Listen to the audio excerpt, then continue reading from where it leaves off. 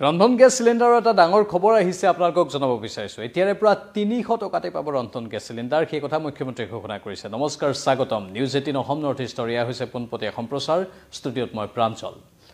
ৰন্ধন গেছ 300 টকাত সপোন যেন লাগে কিন্তু মুখ্যমন্ত্ৰীয়ে কৈছে সেই সপোনটো এতিয়া বাস্তৱত ৰূপায়িত হ'বলৈ গৈ আছে গোটেই অংকটো অলপ বুজাবলৈ আমি চেষ্টা কৰিম মুখ্যমন্ত্ৰীয়ে কৈছে যে সুলভ মূল্যত চাউল মসুৰ দাইল চেনি নিমখ বিতৰণৰ পাছত এবাৰ আমি প্ৰতিগৰাকী যোগ্য বিবেচিতলৈ প্ৰতিটো ৰন্ধন গেছৰ সিলিন্ডাৰত 250 টকাৰ অতিৰিক্ত ৰেহাই দিবলৈ আগবাঢ়িছো মুখ্যমন্ত্ৰীৰ সুলভ ইন্ধন আঁচনিয়ে ৰাজ্যৰ 20 লাখ পৰিয়াললৈ স্বস্তি আৰু আনন্দ কঢ়িয়াই আনিব বুলি আমি আশাবাদী তাৰ পাছত লিখা আছে কুকিং গেছ এট ₹300 মানে ৰন্ধন গেছৰ সিলিন্ডাৰ 300 টকাত পোৱাৰ এটা বাস্তৱ হোৱাৰ সপোন বুলি মুখ্যমন্ত্ৰীয়ে সদৰি কৰিছে আৰু সেই বাস্তৱ সপোনটো কেনেকৈ হ'ব পূৰণ কেনেকৈ হ'ব তাৰে অলপ আমি বৰ্ণনা দিব বিচাৰিছো এতিয়া আপোনালোকে প্ৰতিটো ৰন্ধন গেছ সিলিন্ডাৰ 902 টকাত ক্ৰয় কৰে 902 টকা আসল দাম কিন্তু সাবসিডি এটা সোমায় 52 টকা সেই 52 টকাটো যদি আমি ধৰো তেনেহলে 902 টকাৰ পৰা 52 টকা যদি আমি বিয়োগ কৰো তেনেহলে হ'বগৈ সংখ্যাটো 850 850ত এতিয়া আমাৰ গাঁৱে গাঁৱে বিশেষকৈ বহু লাখ লাখ মহিলাক লাখ লাখ পৰিয়ালক পিএম উজ্জ্বলা আঁচনিৰ অধীনত সুবিধা দিয়া হৈছে আৰু পিএম উজ্জ্বলা আঁচনিৰ অধীনত 300 টকা ৰন্ধন গেছৰ ৰেহাই দিয়া হয়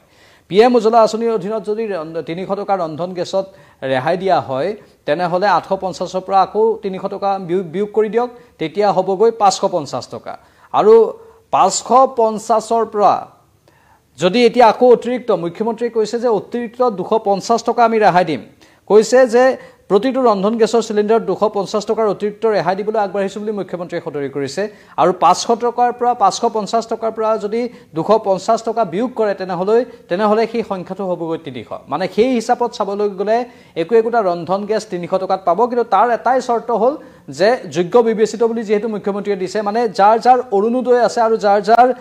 পিএম উজ্জ্বলা আঁচনি আছে পিএম উজ্জ্বলা আঁচনি হয়তো অসমৰ বা ভাৰতবৰ্ষৰ বিভিন্ন প্ৰান্তৰ বহু পৰিয়ালৰ আছে বিশেষকৈ গাঁৱে ভূঞে থকা পৰিয়ালৰ মাজত পিএম উজ্জ্বলা আঁচনিক দিয়া হৈছে বিতৰণ কৰা হৈছে আৰু সেই পিএম উজ্জ্বলা আঁচনি যাৰ আছে বা অৰুণোদয় যাৰ আছে তেওঁলোকেহে এই বিশেষ সুবিধাটো পাব মানে পিএম উজ্জ্বলা আঁচনি আৰু অৰুণোদয় থকা হিতাধিকাৰীয়ে 300 টকাতে ৰন্ধন গেছ পাব বুলি মুখ্যমন্ত্ৰীয়ে সদৰি কৰিছে আৰু ই কেৱল মাত্ৰ এটা সপোন নহয় এটা বাস্তৱমুখী পদক্ষেপ বুলি মুখ্যমন্ত্ৰীয়ে সদৰি কৰিছে স্বাভাৱিকতে ৰন্ধন গেছ কম মূল্যত যদি পায় হিয়া প্ৰতিটো পৰিয়ালৰ বাবে এটা আশাৰ বতৰা হৈ পৰে কাৰণ বৰ্তমান প্ৰতিটো সামগ্ৰীতে জুইচাই দাম হৈছে আৰু সেই সামগ্ৰীৰ মূল্য বৃদ্ধিয়ে সৰ্বসাধাৰণক অতিষ্ঠ কৰিছে প্ৰতিটো পৰিয়াল কুঙা কৰিছে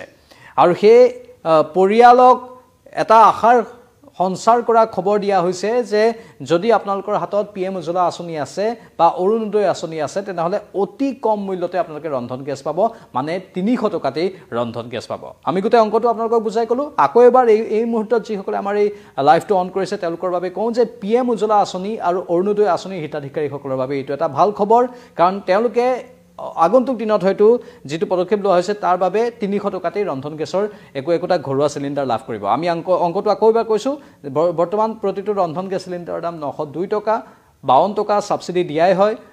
সেই 52 টকা সাবসিডি যদি আমি ধৰো তেনেহলে 902 টকাৰ পৰা মাইনাস কৰক বিয়োগ কৰক 52 টকা 850 টকা হ'ব আৰু পিএম উজ্জ্বলা আঁচনি যাৰ আছে পিএম উজ্জ্বলা আঁচনিৰ অধীনত